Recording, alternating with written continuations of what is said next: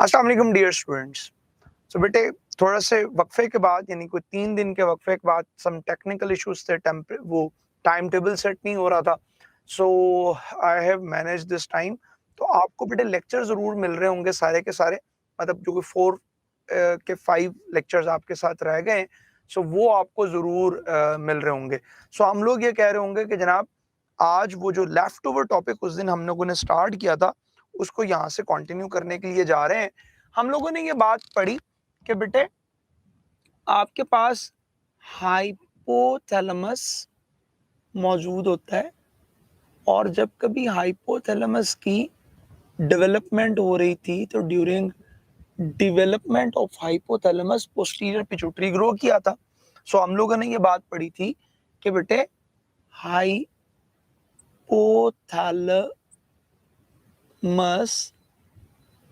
की ये एक आउट ग्रोथ थी जिसको हम लोग पोस्टीरियर पिट्यूटरी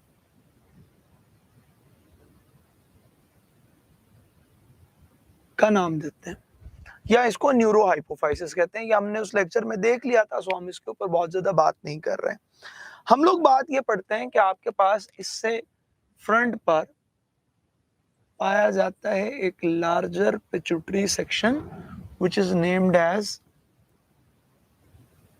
एडिनो हाइपोफाइसिस और एंटीरियर पिट्यूटरी ग्लैंड, राइट। और हम मेरे बेटे बात ये पढ़ रहे होते हैं कि हाइपोथैलेमस से कुछ 10 टाइप्स के फैक्टर्स प्रोड्यूस होते हैं। आपके साथ ये बात हो गई कि ये जो 10 टाइप्स के फैक्टर यहाँ पर प्रोड्यूस होते हैं, इनमें से 2 तो उसके हॉर्मोन्स हैं जो कि यहाँ से प्रोड्यूस होते हैं, और ऑनवर्ड ये हार्मोन फिर रिलीज हो रहे होते हैं यहाँ पर बने वाली पोस्टीरियर पिट्यूटरी से। यानी ये बेसिकली ऐसे हार्मोन है जो कि इस जगह पर मौजूद सेल बॉडी से कंस्ट्रक्ट होते हैं, और ये ट्रेवल कर रहे होते हैं down to the track.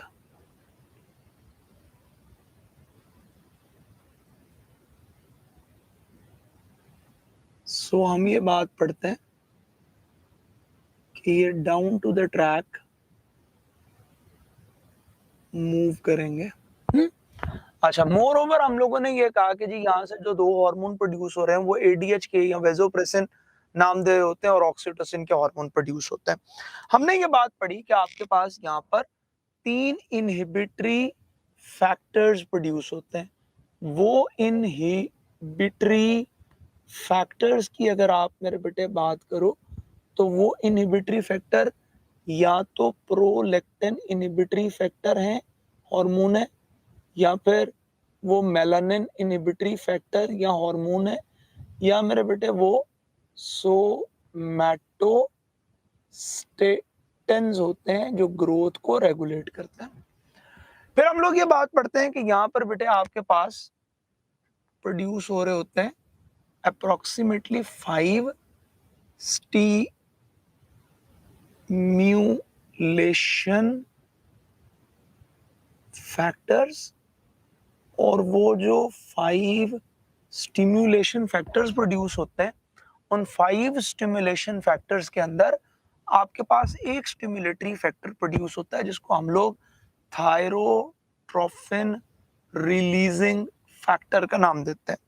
Definitely ये थायरोट्रोफिन रिलीजिंग फैक्टर बेटे यहाँ पर मौजूद ब्लड वेसल से ट्रेवल करते हैं, और ये down to the track move करके आते हैं थ्रू ब्लड वेसल्स, और ये थायरोट्रोफिन रिलीजिंग फैक्टर्स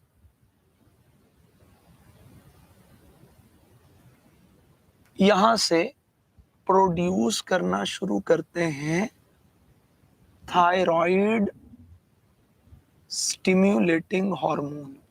लेकिन सवाल ये पैदा होता है कि वो कौन सी वजूहात होती हैं जिसकी वजह से थायरोट्रोफिन रिलीजिंग फैक्टर को थायराइड स्टिमुलेटिंग हार्मोन प्रोड्यूस करना पड़ता है। तो हम कहते हैं जी वो दो फैक्टर्स हो सकते हैं। वो या तो बॉडी के अंदर कम होता हुआ टेम्परेचर हो सकता है, या तो मेरे बेटे बॉडी के अंदर टेम्परेचर बहुत कम हो गया, तब आपके पास थायरोट्रोफिन रिलीजिंग फैक्टर प्रोड्यूस हो रहे होंगे। या मैं ये कहता हूं कि बॉडी के अंदर थायरॉक्सिन यानी T4 का लेवल भी कम हो गया। सो ये वो फैक्टर हो सकते हैं कि जिस केस के अंदर TSH हार्मोन प्रोड्यूस होता है। और बेटे हमने हमेशा ये बात पढ़ी कि जब कभी भी आप किसी हार्मोन को पढ़ोगे तो हम लोग ये देख रहे होंगे कि उस हार्मोन की कोई एक टारगेट साइट होती है। तो बेटे ये कौन सी टारगेट साइट के ऊपर एक्ट करता है? तो वी नो दैट कि जनाब ये एक्ट कर रहा होता है थायराइड ग्लैंड के ऊपर, जो कि U2 लोब्स कंटेन करता है। एक लोब यूं है, दूसरी लोब बेटे सेम इसका रेप्लिका दूसरी लोब की सूरत में होता है। और ये जो दो लोब्स बेटे आपके पास बनती हैं, ये इस्मस से या इस्थमस से एक दूसरे के साथ कनेक्टेड होती हैं। और यूजुअली बेटे ये जो लोब्स मौजूद होती हैं, ये लोब्स एग्जिस्ट करती हैं अराउंड द ट्रेकिया। यहाँ पर आपके पास यूं बेटे लेरिंग्स मौजूद है, बिल्कुल लेरिंग्स के नीचे आपके पास ये ट्रेकिया मौजूद होता है।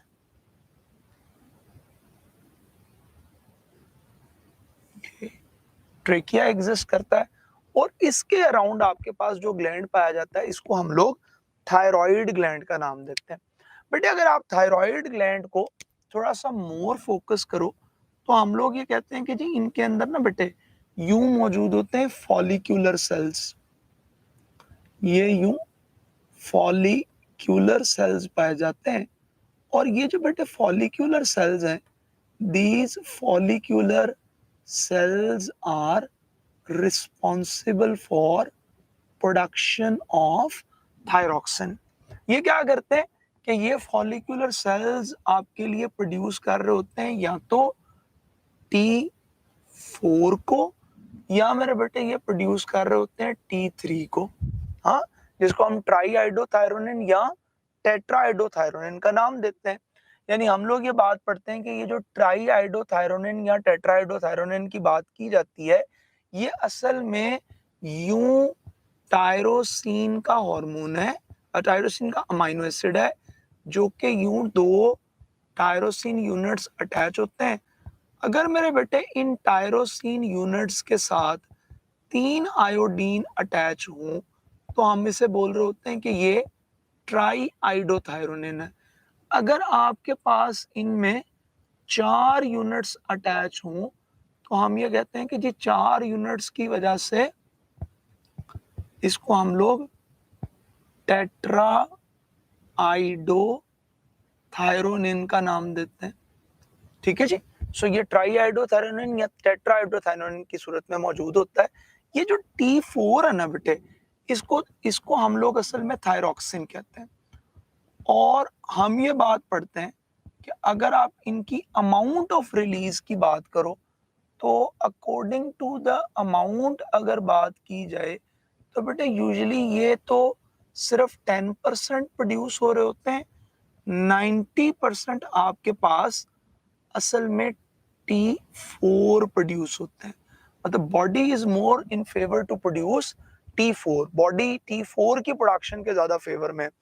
वो अगर आप इसको इसकी एक्टिविटी के लिहाज से देखोगे तो बेटे एक्टिविटी के अकॉर्डिंगली हम ये बात पढ़ते हैं कि एक्टिविटी में तो T3 जो है it is 4 times more active than that of T4। वो T4 के मुकाबले में 4 गुना एक्टिव है। लेकिन बॉडी रिलाई करती है उस हार्मोन पर जिसका लाइफ स्पैन ज्यादा होता है। तो चूंकि T4 T3 के मुकाबले में 4 गुना बॉडी में ज्यादा रिटेन करते हैं और ब्रेन भी बेसिकली T4 ही की डिटेक्शन को हाइपोथैलेमस के थ्रू डिटेक्ट कर रहा होता है। सो इस वजह बेस पे हम ये बात पढ़ते हैं कि बॉडी ज्यादा प्रेफर करती है कि वो T4 को प्रोड्यूस करे। जब कभी मेरे बेटे हम लोग थायरॉक्सिन की बात करते हैं तो हम लोग ये कह रहे होते हैं कि ये जो थायरॉक्सिन है ये आपके लिए करता क्या है? तो हम कहते हैं कि भाई हमारे लिए पता नहीं कुछ करता है या नहीं करता है, लेकिन हमें एमडी कैट क्वालिफाई करवाता है। इस वजह से हम ये कह रहे होते हैं कि भाई ये हमारे लिए इस वजह से भी इम्पोर्टेंट है क्योंकि ये आपको एमडी कैट करवा रहा है। और हम कहते हैं कि जी ये एमडी कैट किस तरह से करवा रहे होते हैं, तो एमडी कैड किस तरह से करवाते हैं, ये इसकी प्रॉपर्टीज हैं। यानी ये वो फंक्शन है जो कि आपके पास थायराइड की वजह से परफॉर्म होते हैं। जैसे हम लोग ये बात पढ़ते हैं कि thyroid is actually responsible for the, ये आपके पास मेटाबॉलिज्म को रेगुलेट करेगा। इट विल रेगुलेट मेटाबॉलिज्म, या दूसरे लफ्जों में ये बेसल मेटाबॉलिक रेट को कंट्रोल करते हैं। और जब कभी आप कहते हो कि जी ये बेसल मेटाबॉलिक रेट को कंट्रोल करते हैं, तो बेसल मेटाबॉलिक रेट का बेटे मतलब ये है कि जिस कदर ज्यादा आपकी बॉडी के अंदर थायरॉक्सिन ज्यादा मौजूद होगा बेटे, उस कदर आपके पास माइटोकॉन्ड्रिया का नंबर इंक्रीज करेगा। जिस कदर माइटोकॉन्ड्रिया का नंबर आपकी बॉडी में इंक्रीज हो रहा होगा तो बेटे माइटोकॉन्ड्रिया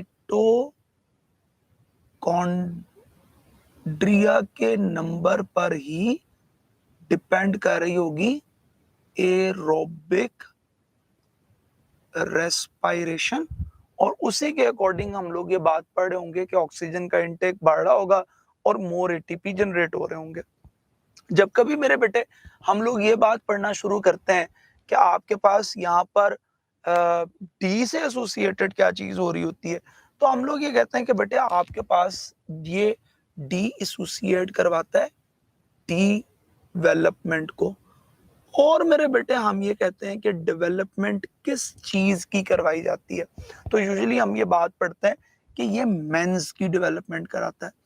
हाँ भाई, मेन की डेवलपमेंट कैसे कराता है, क्योंकि ये मसल्स की एक्टोडर्म की एमई, नर्वस सिस्टम की और सेक्स ऑर्गन्स की डेवलपमेंट कराता है।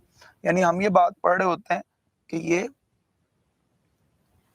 मसल्स की डेवलपमेंट कराता है, इसलिए मसल्स की जो ग्रोथ है या मसल्स की जो हाइपरट्रॉफी है वो इसके ऊपर डिपेंड करती है। यानी जब कभी कोई शख्स एक्सरसाइज करता है तो एक्सरसाइज के दौरान उसके जो मसल डेवलप होते हैं उसके अंदर एक फैक्टर जो है बेटे वो थायरॉक्सिन का भी होता है। मोर ओवर हम ये कहते हैं कि एक्टोडर्म की डेवलपमेंट में भी रोल करता है। इसका मतलब ये है कि ये एम्ब्रियोनिक स्टेज में भी बहुत इंपॉर्टेंट है, क्योंकि अगर आपके पास एम्ब्रियोनिक स्टेज पे ये प्रोड्यूस नहीं हो रहा तो ये पुअर डेवलपमेंट की तरफ उस इंडिविजुअल को ले जाएगा। हम ये कहेंगे कि ये नर्वस सिस्टम की डेवलपमेंट के लिए भी जरूरी है और मेरे बेटे सेक्स ऑर्गन्स की डेवलपमेंट के लिए भी जरूरी है, चाहे वो आपके पास प्राइमरी सेक्स फीचर्स हों या सेकेंडरी सेक्स कैरेक्टर्स हों। तो दोनों के अंदर पर्टिकुलरली प्राइमरी सेक्स ऑर्गन्स की डेवलपमेंट के लिए ये बहुत ज़्यादा ज़रूरी होता है। मोर ओवर जब कभी आप एडोलेसेंस के अंदर जा रहे होते हो तो सेक्स ऑर्गन्स की ग्रोथ के लिए बहुत ज़्यादा रोल प्ले करता है योर थायरॉक्सिन। अच्छा, हम ये मज़ीद बात करना शुरू करते हैं कि ये इन्वॉल्व है कैटाबॉलिज्म में, यानी ये ब्रेक डाउन रिएक्शंस में बहुत इंपॉर्टेंट है। जब कभी ये कैटाबॉलिज्म कराएगा तो बेटे ये यूजुअली इंक्रीज करवा रहा होगा ग्लाइकोलिसिस को, यानी ऑक्सीडेशन ऑफ ग्लूकोज को ज्यादा करेगा। मोर ओवर हम ये कहेंगे कि ये कैटाबॉलिज्म करवाएगा लिपिड्स का। तो हम कहते हैं ये लिपोलाइसिस में इन्वॉल्व होगा।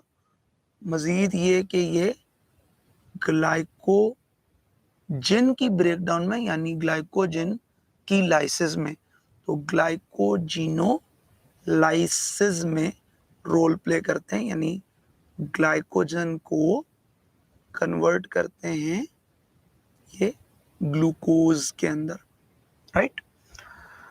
फिर बेटा हम लोग ये बात पढ़ते हैं कि they are very much involve in anabolism.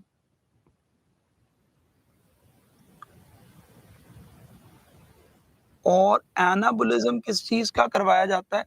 खास तौर पे बेटे डेवलपमेंट करवाई जाती है। जब कभी डेवलपमेंटल प्रोसीजर चल रहा है तो कोलेस्टेरोल लाइक मॉलिक्यूल्स का एनाबोलिज्म करवाया जाता है। उसकी रीजन ये होती है कि बॉडी के अंदर कोलेस्ट्रॉल जरूरी होता है सेक्स हार्मोन्स की फॉर्मेशन के लिए। सो इस वजह से कोलेस्ट्रॉल की डेवलपमेंट करवाई जाती है। मोर ओवर हम लोग ये बात पढ़ते हैं कि ये प्रोटीन एनाबोलिज्म में रोल प्ले करते हैं और ये साइनर्जिस्टिकली हेल्प आउट कर रहे होते हैं ग्रोथ के प्रोसेस के लिए। इस वजह से सोमेटोट्रोफिन्स के साथ मिलके भी काम करते हैं। हम कहते हैं कि जी they are very much involve in non shivering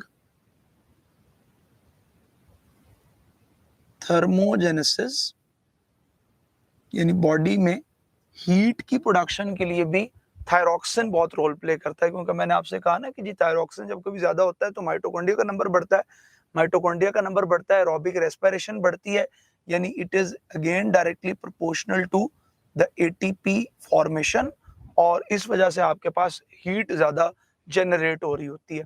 हम लोग जब कभी मेरे बेटे ये बात पढ़ते हैं कि आपके पास यहाँ पर इन हार्मोन्स की एबनॉर्मेलिटीज हो सकती हैं, यानी मुमकिन है कि आपके पास इस हार्मोन की कभी हाइपो सिक्रीशन हो रही हो या मेरे बेटे हाइपर सिक्रीशन हो रही हो। तो हम कहते हैं जी जब कभी भी ये हार्मोन्स अपनी हाइपो या हाइपर कंडीशन के अंदर आते हैं तो सबसे पहले तो बेटे हम लोग ये बात पढ़ते हैं कि इनकी हाइपर सिक्रीशंस में क्या होता है। यूजली बेटे हाइपर सिक्रीशंस का जो केस हमें देखने में नजर आता है वो आपके पास एक ऑटो इम्यून डिसऑर्डर है। हाँ, वो एक ऑटो इम्यून डिसऑर्डर है, और ये वो ऑटो इम्यून डिसऑर्डर है जिसके अंदर हम लोग ये बात पढ़ते हैं कि आपकी बॉडी के अंदर ये करेगा क्या कि जो फॉलिकुलर सेल जिन्होंने प्रोड्यूस करना था थायरॉक्सिन, वहाँ से वहाँ पर उसके against antibodies abnormal proteins produce हो जाती हैं, और वो एबनॉर्मल प्रोटीन्स एंटीबॉडीज उसके साथ परमानेंटली बाइंड रहती हैं। जैसे मैं ये कहूँ कि ये एंटीबॉडीज के साथ बाइंड हो गई, लेट्स सपोज ये एक एंटीबॉडी बाइंड हो गई, ये एक एंटीबॉडी बाउंड है, ये एक एंटीबॉडी बाउंड है, ये एंटीबॉडीज के साथ बाउंड होती है। तो ये क्या करती है कि ये ना बेटे बॉडी के अंदर थायरॉक्सिन की प्रोडक्शन बढ़ा देते हैं। अच्छा, यहाँ पर आपके पास सिर्फ थायरॉक्सिन की प्रोडक्शन इंक्रीज नहीं होती, यानी सिर्फ ये नहीं हो रहा कि आपके पास थायरॉक्सिन की प्रोडक्शन बढ़ती है, समटाइम ये भी होता है कि यहाँ सेल का नंबर बढ़ना शुरू हो जाता है, जिसकी वजह से कुछ स्लाइड सा आपको गोइटर भी देखने को नजर आ सकता है। तो हम कहते हैं कि जी यहाँ पर थायरॉक्सिन की प्रोडक्शन इंक्रीज हो जाएगी। जब कभी मेरे बेटे थायरॉक्सिन का लेवल इंक्रीज होगा तो it may lead to something, यानी देखो जब कभी थायरॉक्सिन का लेवल बढ़ रहा है तो थायरॉक्सिन के लेवल की वजह से उसके अंदर कोलेस्टेरोल का लेवल इंक्रीज होता है, that lead to the cardiovascular problems. उसको कार्डियोवैस्कुलर प्रॉब्लम्स जनरेट होते हैं, हाइपरटेंशन का वो बंदा पेशेंट हो जाता है। हम ये बात पढ़ते हैं कि उसकी बॉडी भी लीन हो रही होती है क्योंकि उसके अंदर लिपिड मास जो है बेटे वो एक्सट्रीमली रिड्यूस करता है। हाँ, इसके अलावा चूंकि वो हमेशा बॉडी की हीट ज्यादा जनरेट कर रहा है तो वो कभी रेस्ट फॉर्म के अंदर उस तरह से जा नहीं रहा होता, तो उसमें चिड़चिड़ापन यानी इरिटेबिलिटी का इजाफा हो जाता है। ओवर सेंसिटिविटी आपको उसके अंदर देखने में नजर आ सकती है। मजीद हम लोग ये कह सकते हैं कि भाई उसको एक्सो ऑफ थैल्मिया हो जाएगा, यानी आई बॉल का साइज इंक्रीज कर जाएगा। ठीक है, यूजुअली आई बॉल साइज उनका इंक्रीज हो रहा होता है और आई बॉल आपके पास बिल्कुल ऐसे लगेंगे जैसे किसी चेहरे के ऊपर आपने बॉल्स रख दी हों। यूं बड़े बड़े बॉल्स आपको लगेगा कि उसके चेहरे के ऊपर बड़े बड़े बॉल्स रख दिए गए हैं। ठीक है, सो यूं फील आपके पास यहाँ पर आ रही होती है।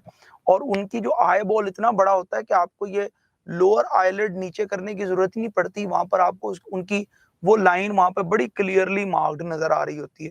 सो ये वो तमाम केसेस होते हैं बेटे जो हमको ग्रेव्स डिजीज के अंदर देखने में नजर आते हैं। ग्रेव्स डिजीज के अंदर हमें ये सारे केसेस देखने में नजर आते हैं जब कभी हाइपर सेक्रेशन चलती है। अगर बेटे हम इसके दूसरी तरफ बात ये करना शुरू करें कि कभी हाइपो सेक्रेशन भी हो सकती है, तो जब कभी बेटे हाइपो सेक्रेशन के केस को डिस्कस करते हैं तो हम कहते हैं जी हाइपो सेक्रेशन का बेटे जो केस है, जो हाइपो सेक्रेशन के केसेस हैं वो दो तरह से हैं।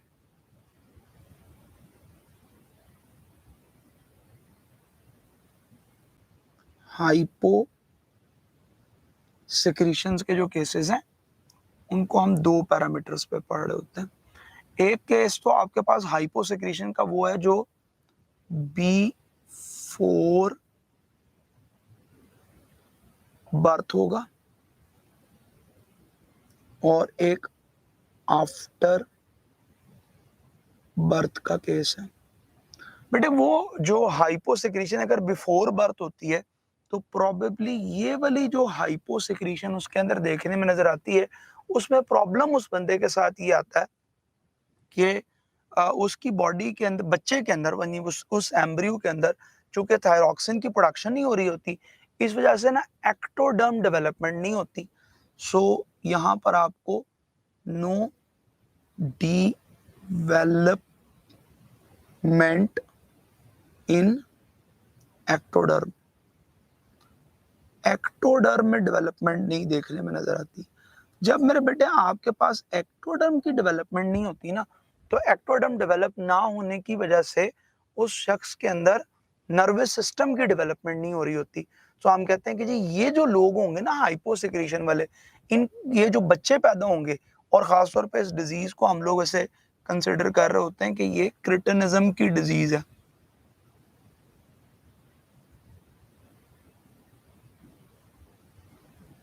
क्रिटिनिज्म का इशू है और इसके अंदर ना बेटे आपको देखने में ये नजर आएगा कि पुअरली developed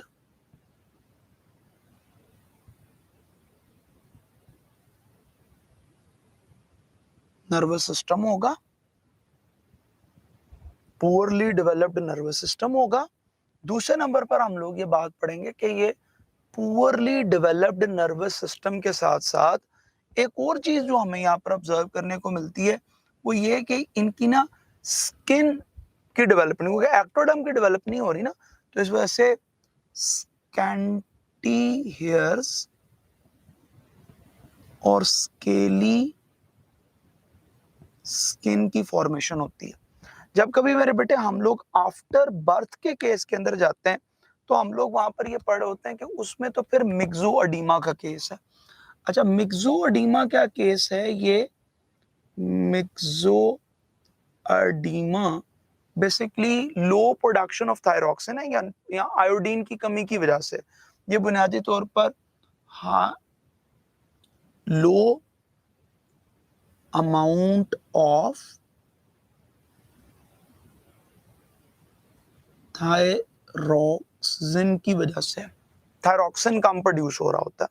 अच्छा, सिर्फ थायरॉक्सिन कम प्रोड्यूस नहीं होता है, बल्कि हम लोग ये बात करते हैं कि थायरॉक्सिन की कमी की वजह से बॉडी का जनरल मेटाबॉलिक रेट कम हो रहा होता है, और आपका थायरॉक्सिन जब कम प्रोड्यूस होता है ब्रेन को कॉन्टिन्यूस लो टेम्परेचर, लो थायरॉक्सिन लेवल का मैसेज आता है ब्रेन से, कॉन्टिन्यूसली टीएसएच के मल्टीपल मैसेजेस आते रहते हैं।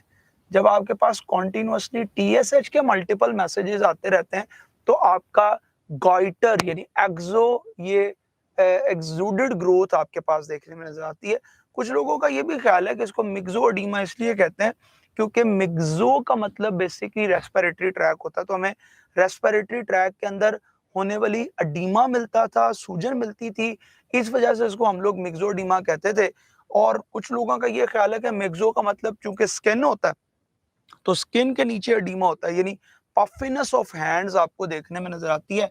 बहरहाल हम दोनों बातें लिखते हैं, हम कहते हैं जी ये गॉइटर इसमें होगा लो आयोडीन की वजह से, और जो पफिनेस ऑफ हैंड्स हो रही होगी वो हमें मिक्सोडीमा के अंदर देखने में नजर आती है। मजीद अगर बेटे बात करना शुरू करें तो हम कहते हैं कि अगर आप इसी ग्लैंड के नीचे देखेंगे तो आपके पास यहाँ पर पैराथायरॉइड ग्लैंड्स मौजूद होते हैं। लेकिन पैराथायरॉइड ग्लैंड पे जाने से पहले हम लोग ये देखते हैं कि इनके अराउंड अबाउट भी बेटे कुछ सेल्स मौजूद होते हैं जिनको हम लोग पैराफॉलिक्यूलर सेल्स का नाम देते हैं। ये जो मेरे बेटे पैराफॉलिक्यूलर सेल्स होते हैं ये प्रोड्यूस करते हैं कैल्सिटोनिन, और calcitonin is responsible for, calcitonin क्या काम करेगा कि ये तब रिलीज होना शुरू होते हैं आपके पास जब कभी आपके पास कैल्शियम का लेवल ब्लड में ज्यादा होता है। तो फॉर एग्जांपल इफ आई से कि आपके पास ब्लड में कैल्शियम का लेवल बढ़ रहा है तो हम इस कैल्शियम को डिपॉजिट करेंगे बोन के ऊपर।